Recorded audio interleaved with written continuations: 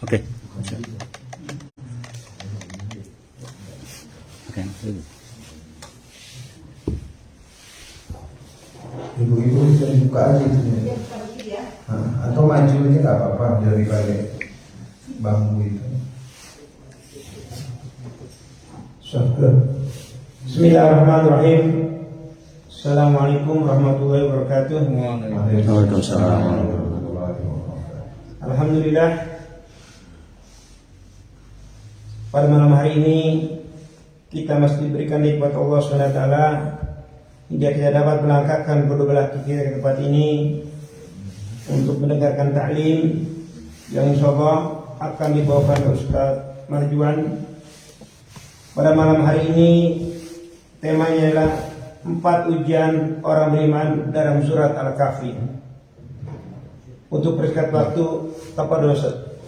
Bismillahirrahmanirrahim. Assalamualaikum warahmatullahi wabarakatuh. Alhamdulillahilladzi wa kafa wassalatu wassalamu ala nabiyil mustafa wa ala alihi wa sahbihi ahli sidqi wal wafa.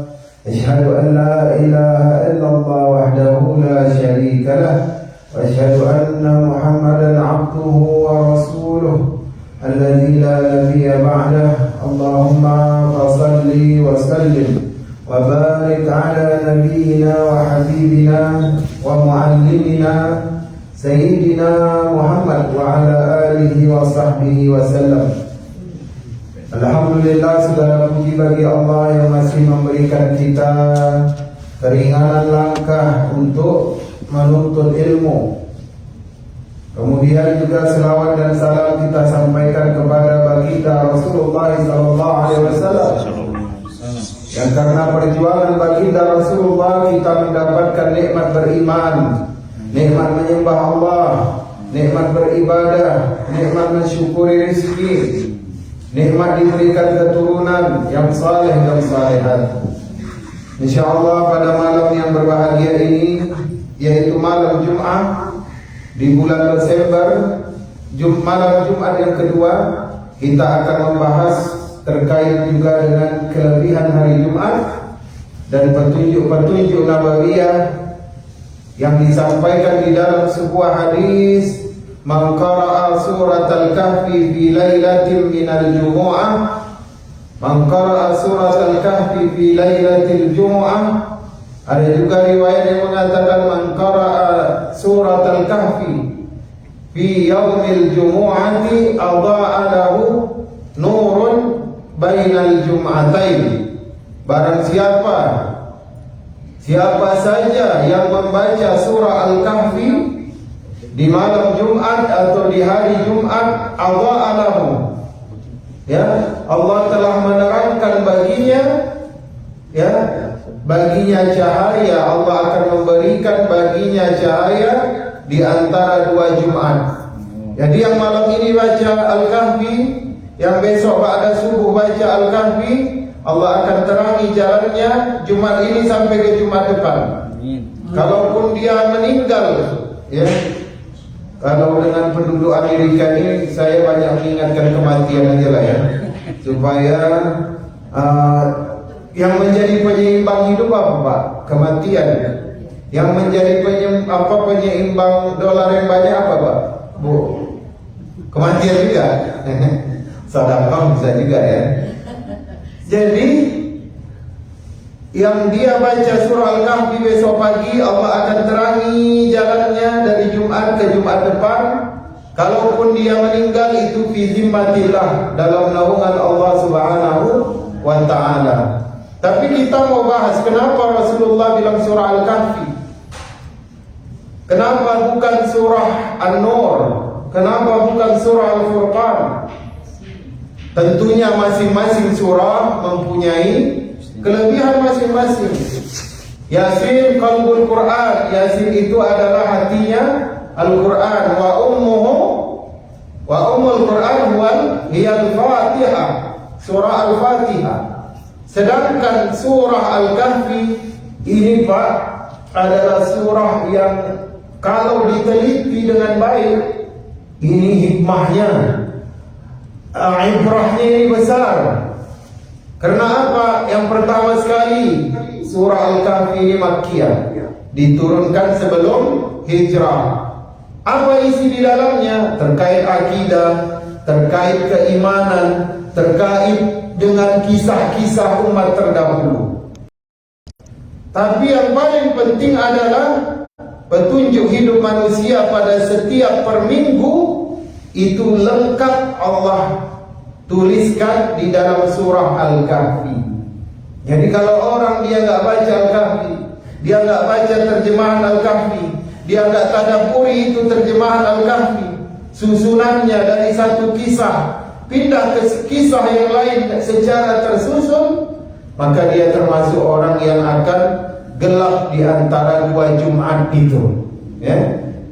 Langsung saja, ada hadis yang mengatakan riwayat bahwasanya barang siapa yang hafal 10 ayat dari awal surah Al-Kahfi, maka dia akan dibebaskan dari fitnah Ad-Dajjal.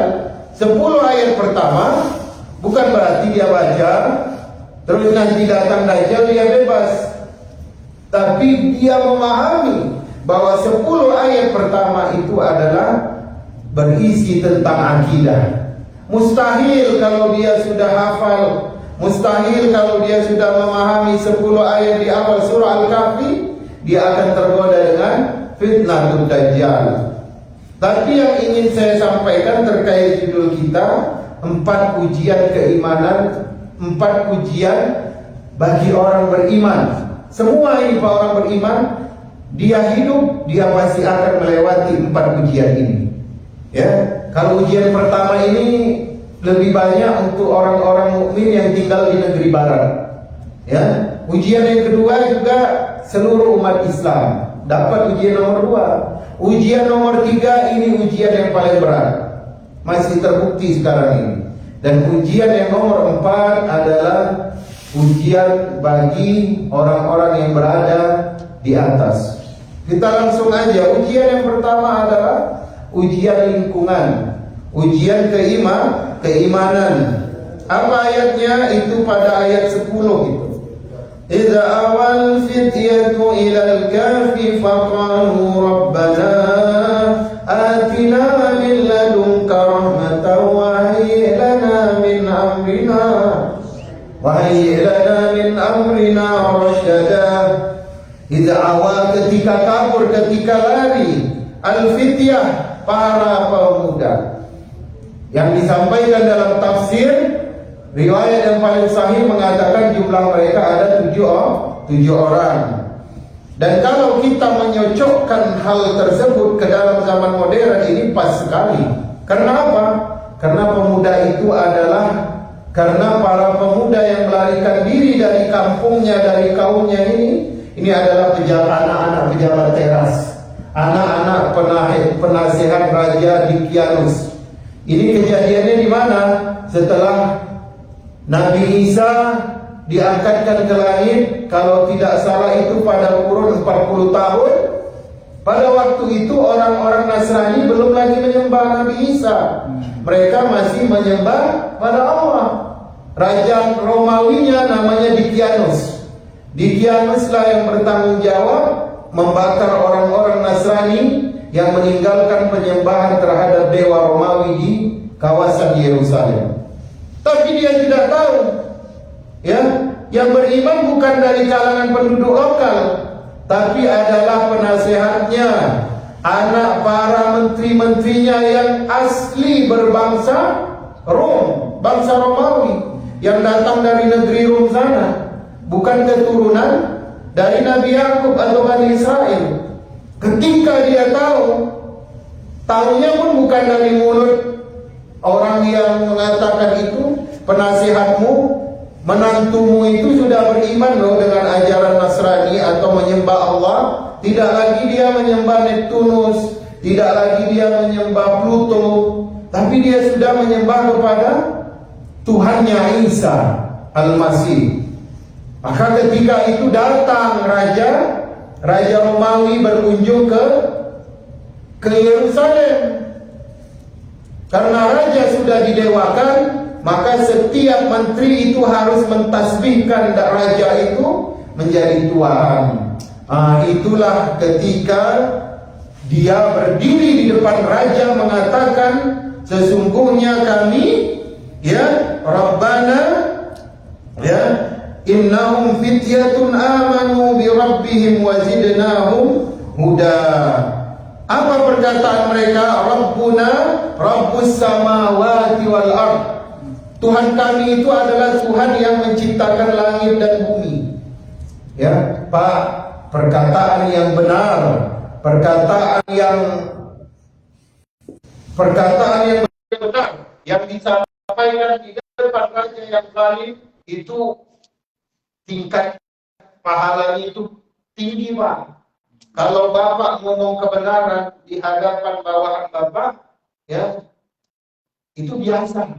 Tapi kalau kita mengatakan, bos, kayak begini, ini Ramadan, saya jam 7 harus sudah sampai di rumah, nggak bisa lagi dikasih kerjaan tambahan.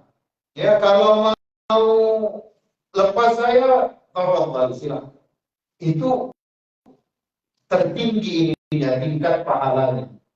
Inilah yang dilakukan oleh si pemuda, pemimpin dari 7 para pemuda yang akan melarikan diri ke dalam gua. Tapi hikmahnya apa bagi kita adalah setiap orang beriman akan merasakan ujian lingkungan.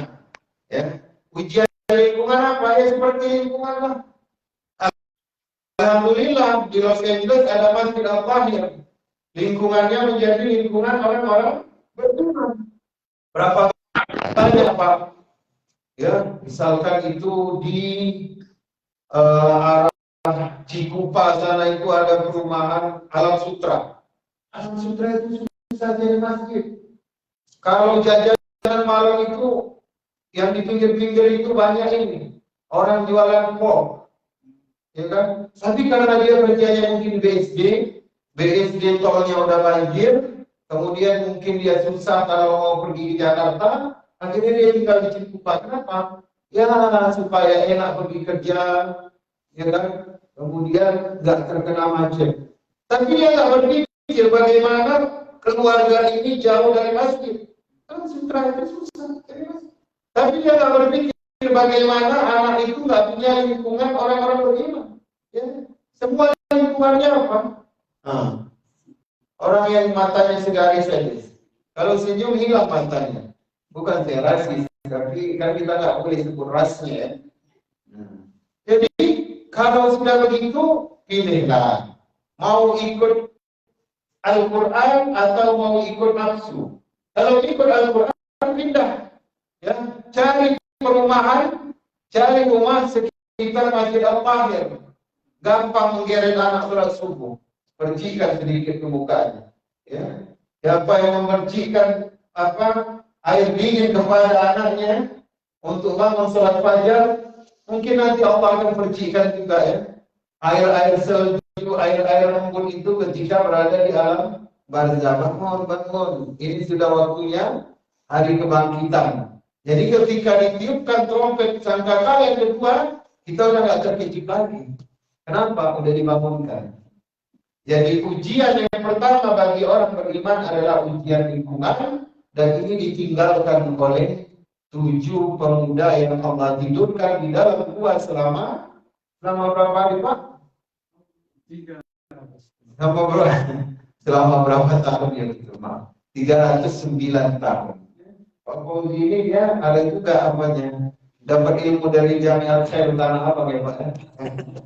Jadi ujian yang pertama bagi orang beriman adalah ujian lingkungan, mempertahankan keimanan, menciptakan keluarga yang sabar, yang teguh. Maka kita diminta memilih masing-masing lingkungan kita. Ya kan? Berbeda kalau memang kita itu tidak ada tempat merantau. Seperti Rasulullah mau merantau kemana? Lahir di zaman jahiliyah, di lingkungan yang jahil, menyembah berhala. Bahkan pernikahan aja pada masa itu Bu ada 5 jenis. 4 jenis itu semuanya perzinahan. Perzinahan terselubung pernikahan. Yang pernikahan sesuai dengan syariat Nabi Ibrahim itu cuma satu.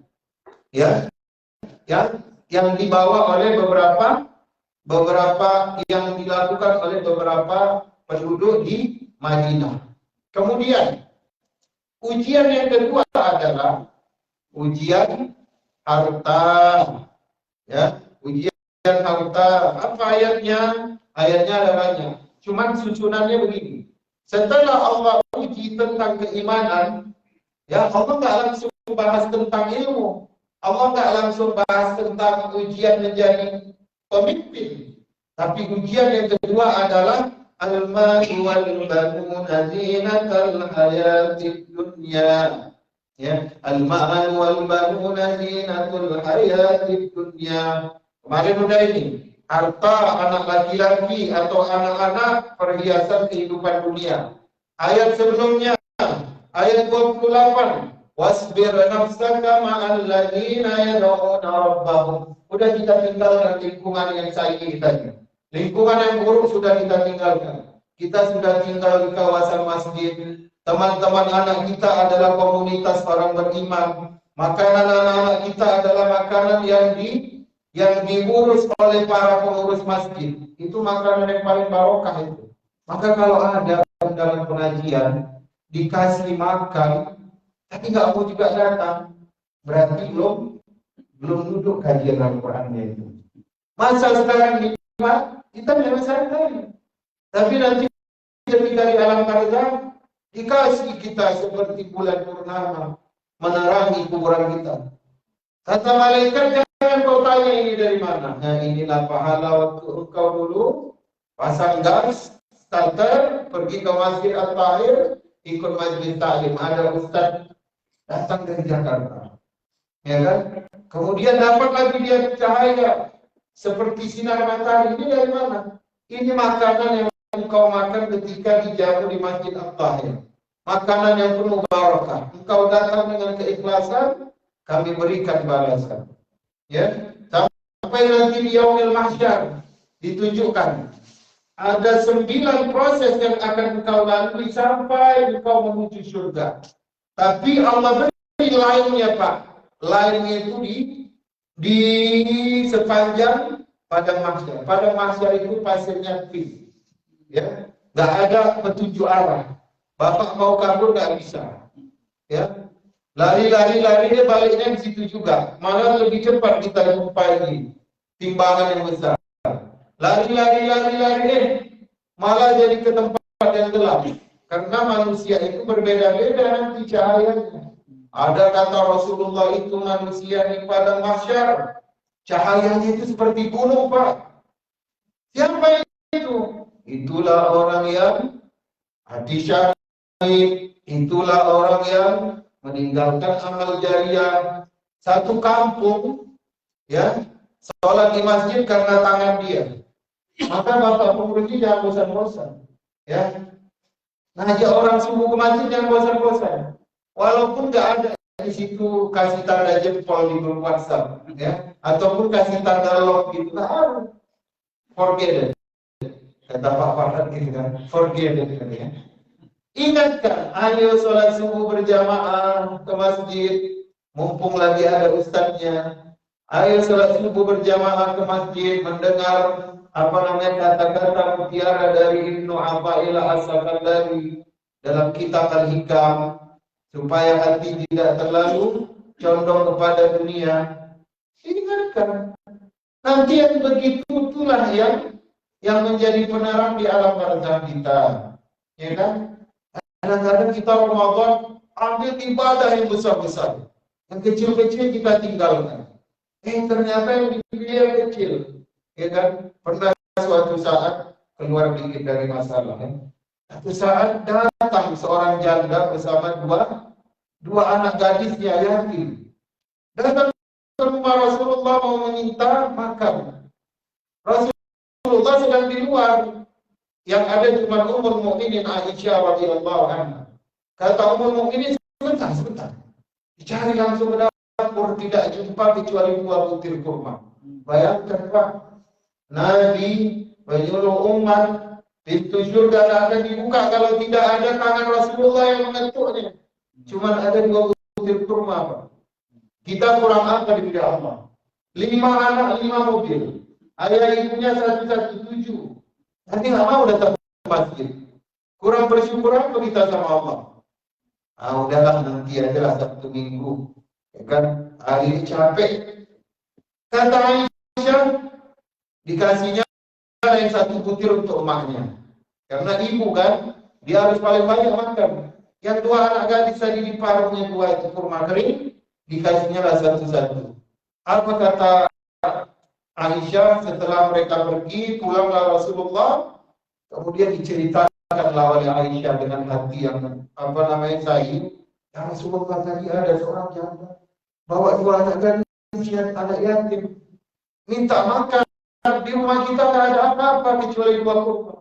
Karena Rasulullah kalau dapat bagian itu kan harta ghanimah 20% ya Pak ya.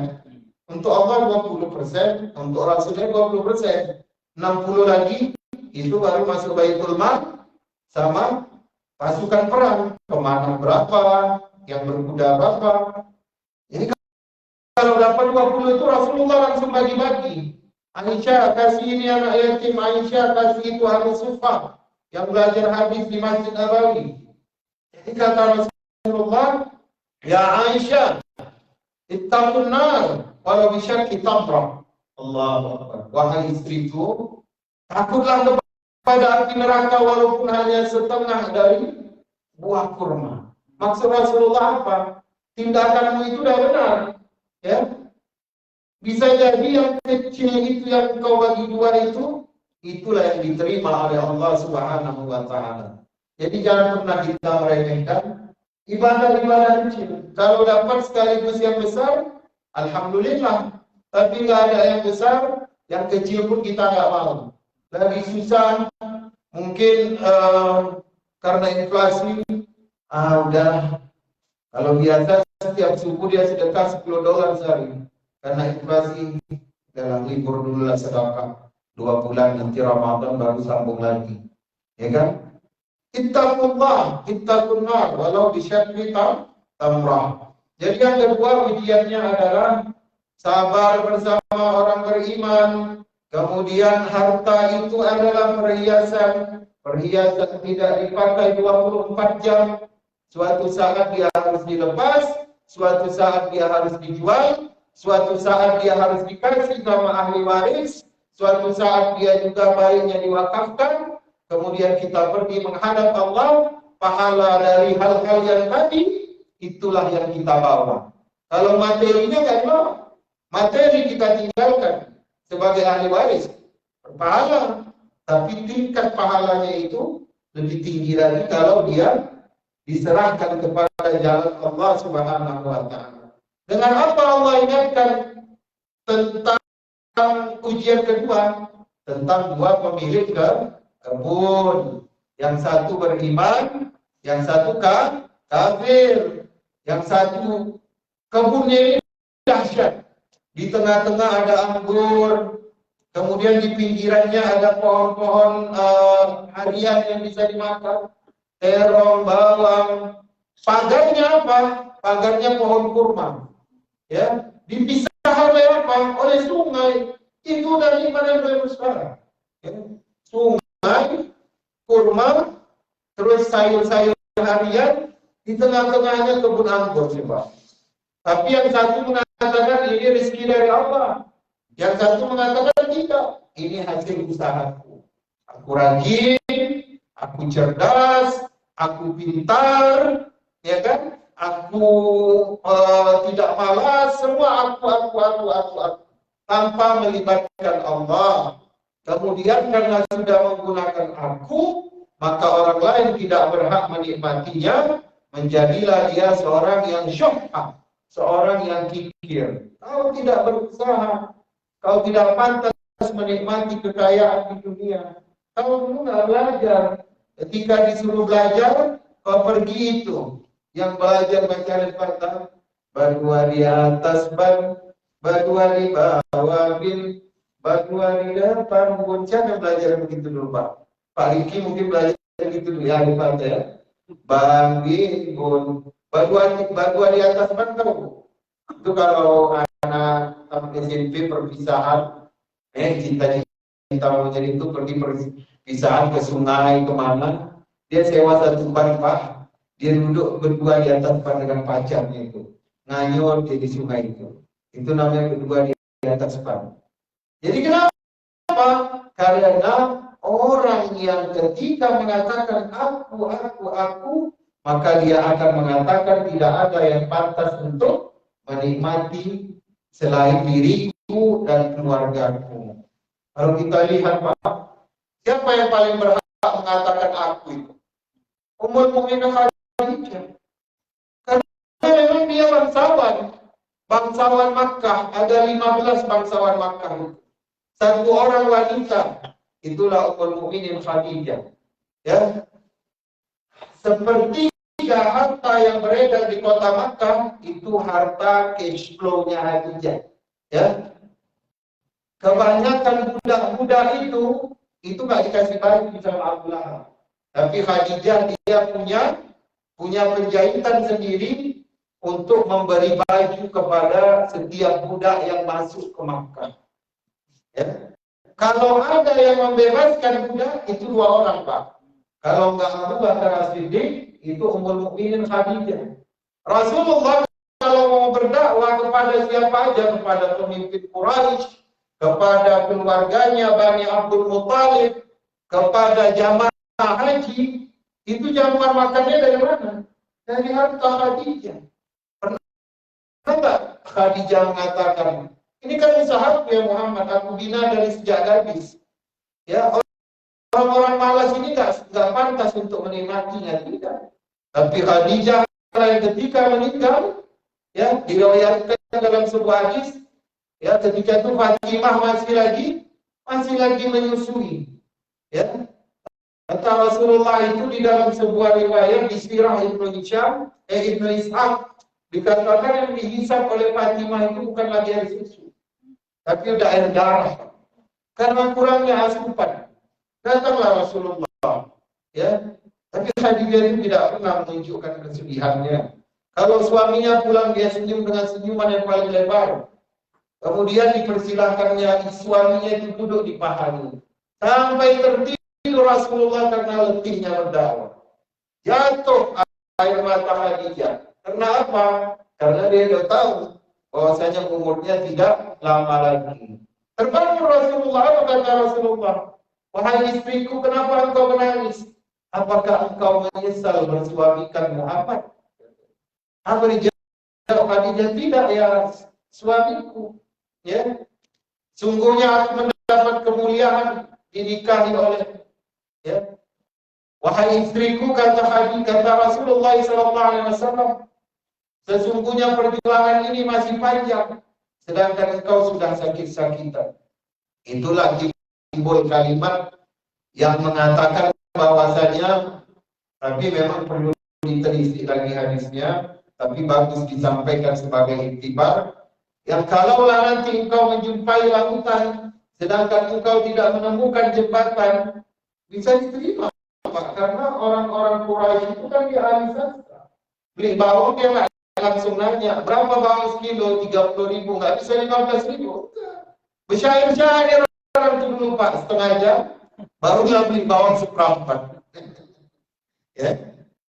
Jadi kalau nanti engkau jumpa lautan, sementara di seberang sana orangnya belum mengenal Allah, gali kata kuburku. Kalau di situ ada tulang belulanku, maka jadikan dia sebagai jembatan. Maka Khadijah itu dibuatkan istana di surga. Ya, satu-satunya manusia yang Allah menitipkan salam kepada Jibril adalah Ummul Mukminin Khadijah. Tiba-tiba Jibril ada di rumah Rasulullah. Terkejut Rasulullah, ya Jibril, Muhammad, sampaikan kepada istrimu, Allah menitipkan salam kepadanya dan telah dibuatkan di dalamnya istana dari surga untuk Khadijah. Ya, Khadijah juga sebagai pemimpin wanita di dalam surga. Ada Khadijah itu hartanya mungkin pada masa itu 4M, tapi nggak pernah dia dikirim ke street apa itu cari branded apa Chanel, Hermes. Ya bagaimana ini budak yang beriman bisa merdeka?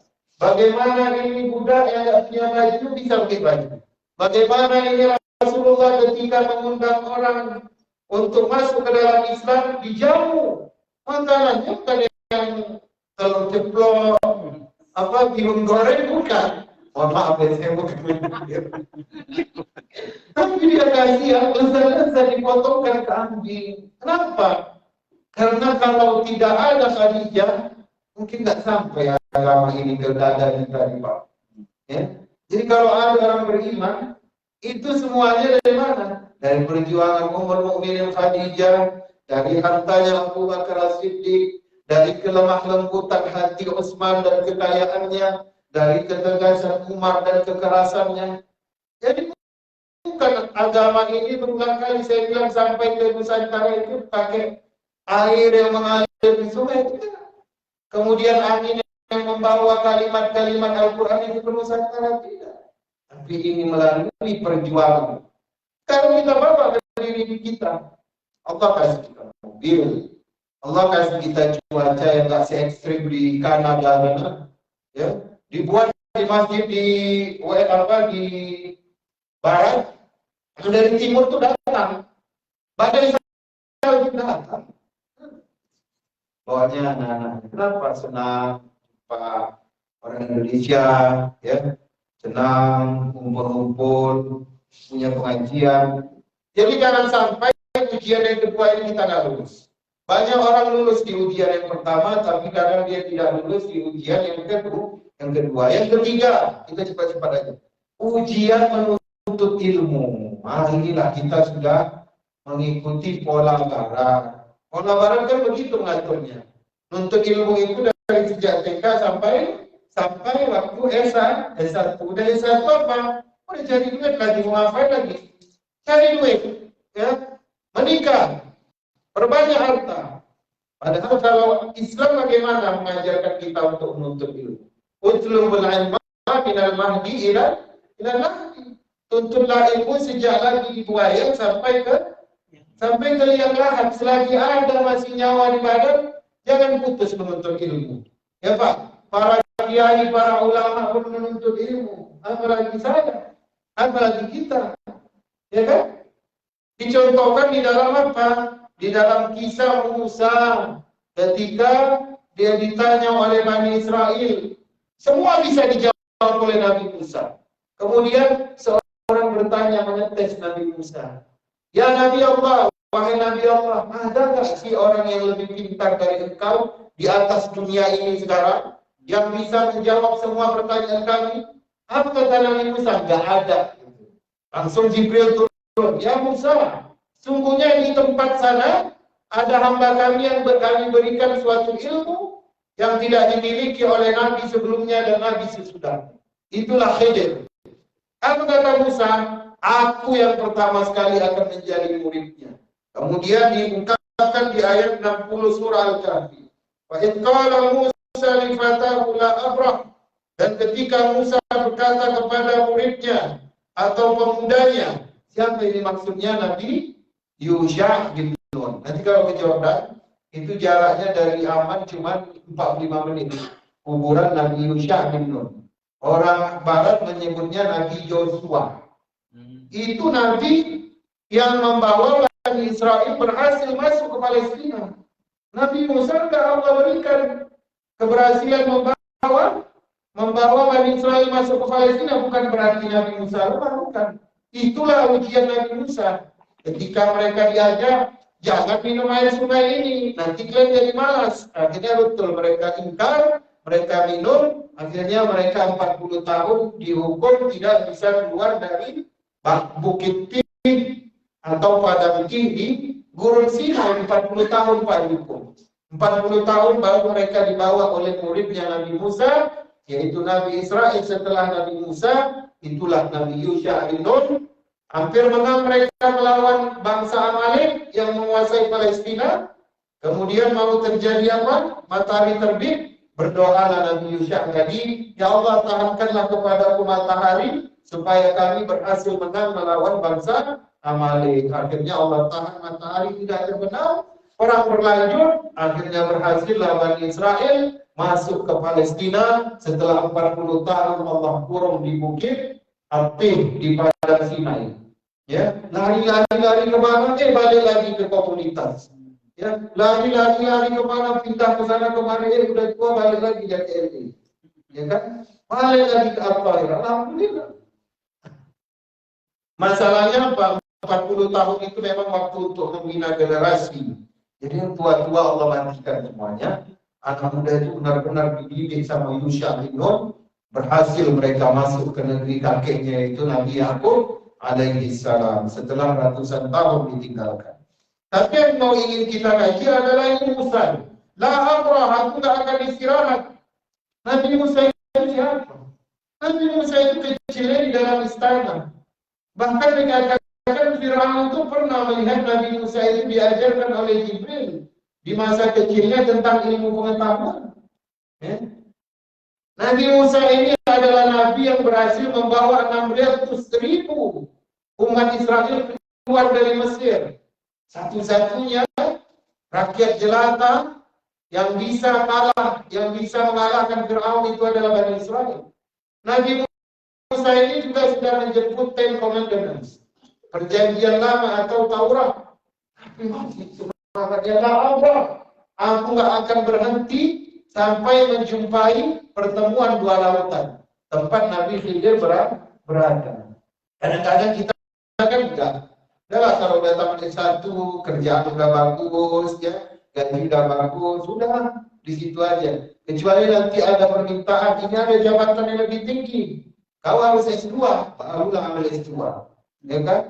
Naik lagi, oh ini ada lowongan untuk jadi dekan, tapi kau harus doktor, ambil lagi doktor. Ya, menuntut ilmu bukan karena apa?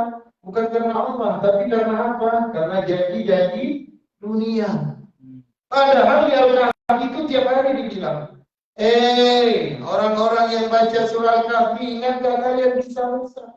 Sama anak muridnya dia geret, anak muda begini diajak. Ya, nah ini nanti kalau nanti setiap bapak-bapak dia ajak satu anak muda. Enggak pun kita anak orang lain enggak apa Pak. Anak itu yang kita geret, dia baca Quran masuk kalau bangsa kita nanti amalannya. Ya. Satu guru, satu anak muda. Sebagaimana Musa mengajak anak muda yang akan mewarisi kenantiannya. Jadi kalau menuntut ilmu, ini musibah yang ketiga, ujian yang ketiga. Kadang-kadang orang udah malas, ya, menuntut ilmu, menuntut ilmunya kalau waktu santai saja. Dan ini akan dialami oleh setiap orang beriman. Dan ujian yang terakhir, ujian keempat adalah ujian ketika diberikan kekuasaan, dan itu ada pada kisah Nabi, ada pada kisah Raja Zulkarnain yang mempunyai dua tanduk. Apa yang diceritakan pertama sekali tentang Zulkarnain adalah seorang raja yang adil, raja yang tidak menetap di dalam istana, melanglang buana dari timur ke barat, selatan ke utara. Ya, udah macam lagu ini Pak ya, Jari ST12 ya Pak, timur ke barat. Itu apa? Untuk melihat ada nggak manusia-manusia yang dizalimi.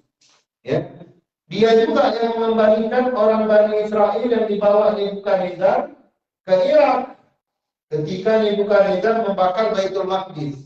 Dijemput sama ini Zulkarnain, diantarkan lagi ke kampungnya di Palestina sana. Kemudian yang paling teranyar adalah sekelompok manusia yang nggak bisa berbicara, yang nggak bisa berbahasa manusia primitif, ya kan? Itu nggak punya rumah, nggak punya atap, dibuatkan rumahnya di pinggiran pantai. Dan yang paling terakhir adalah orang yang sekelompok komunitas yang kehidupannya itu diganggu oleh Ya'juj dan Ma'juj. Maka Zulkarnain gak main-main dalam menciptakan keadilan. Kumpulkan baja, cari biji besi, kita lebur, kita masak, buat dulu cetakannya dari batu di antara dua bukit, Dicetak, buat cetakannya baru dimasukkan lemburan, baja, timah, biji besi. Untuk apa? Untuk supaya pengganggu, perusak lingkungan itu Ya'juj wal Ma'juj tidak bisa keluar dari tembok pengurungan itu. Itu raja loh Pak. Di mana kejadiannya? Mungkin di daerah Balkan sana, yang sangat dingin itu Pak. Dinginnya sampai -70 misalkan. Di mana Raja Zulkarnain? Raja Zulkarnain ini di daerah Laut Hitam, ya, Iran bagian utara. Tapi kenapa dia tinggalkan negerinya? Dia kan raja, tinggal cukup perintah saja. Inilah gambaran Al-Quran meminta kepada pemimpin dunia, pemimpin yang paling kecil kan pemimpin di rumah, suami, ayah, ya. Jangan sampai kalah dengan Raja Zulkarnain. Terakhir, ya, Utsman bin Affan itu berapa anaknya Pak? Anaknya itu 17. Induknya ada berapa? 4. Utsman bin Affan berkuasa berapa lama? Sebentar saja. Tapi rakyat makmur. Ya. Oh, mohon maaf, bukan Utsman bin Affan. Umar bin Abdul Aziz. Umar bin Abdul Aziz itu 3 tahun berkuasa. Tapi dia punya waktu khusus untuk istri dan anak-anaknya. Ya, kita kadang menggantikan cuma 1. Ya, anak mungkin berapa ya? Ya, saya cari yang nggak ada di sini contohnya. Mungkin anaknya 7 ya. Nggak ada yang 7 anak. Supaya besok datang lagi ngajinya. Nanti kalau saya bilang 2 banyak yang nggak datang. 7 anaknya, misalnya. Tapi lepas 1 hari itu enggak karena baca Quran bareng-bareng, Buya dengerin, kalian baca atau coba koreksi dulu bacaan Buya benar. Padahal Buyanya ini ahli, cuman karena dia mau mengambil hati anaknya, ya, dia bacanya. Coba dengarkan bacaan Al-Fatihah Buya dulu. Ya kan? Oh ini Buya salah, ini panjangnya kurang, ini matnya ini, kata gitu. Umar bin Abdul Aziz itu begitu. 3 tahun tidak ditemukan dari Yaman sampai Maghrib dan sampai Maroko orang yang mustahil zakat. 3 tahun saja memerintah, tidak ditemukan. Ini pemimpin hebat. Biasanya pemimpin itu seperti lilin, terang di luar, terbakar di dalam. Saya selalu diingatkan oleh guru saya, Marwan, kau pergi-pergi ke luar negeri jangan jadi lilin, katanya. Terang di luar, terbakar di dalam. Oh enggak lah, saya bilang. Ya. Tiap hari dicek, udah baca Al-Quran, ditelepon. Ya. Itu bisa jadi waktu video call lagi baca ya Pak ya. Begitu dimatikan langsung ditutup. Kita nggak tahu. Tapi jangan sampai kita jadi lirik. Ya. Kita urus sana sini. Yang di dalam kita ketinggalan. I have to stay. Ya, I'm sorry. Tapi memang begitulah. Yang paling baik itu seperti apa? Ya. Baik itu seperti lampu semprong, ya. Tenaga dari rumah dihabiskan untuk umat. Istri yang menggosokkan bajunya, istri yang membangunkannya, istri yang menitipkan makanannya, anak yang mengantarkannya, anak yang menitipkan uangnya, ayahnya yang menjalankannya. Itu lampu semprong, ya. Habis tenaga di rumah, habis harta di rumah untuk menguatkan dakwah ayahnya. Yang bahaya itu kalau dia lilit. Ya, dia terang ke atas tapi melelehkan di dalam. Mudah-mudahan kita kalau baca Al-Kahfi kita teringat 4 ujian bagi orang beriman, kita mulai waspada.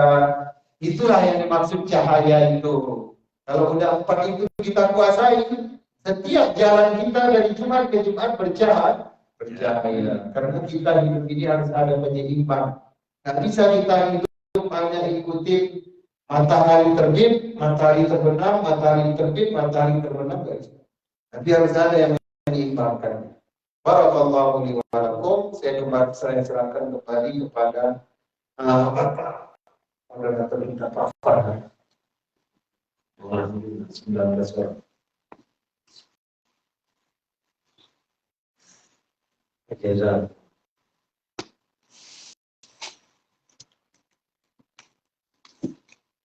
Alhamdulillah, tadi kita telah mendengarkan kajian tentang ujian bagi orang beriman di dalam surat Al-Kahfi. Apabila ada pertanyaan, silakan melalui Zoom ataupun yang ada di sini.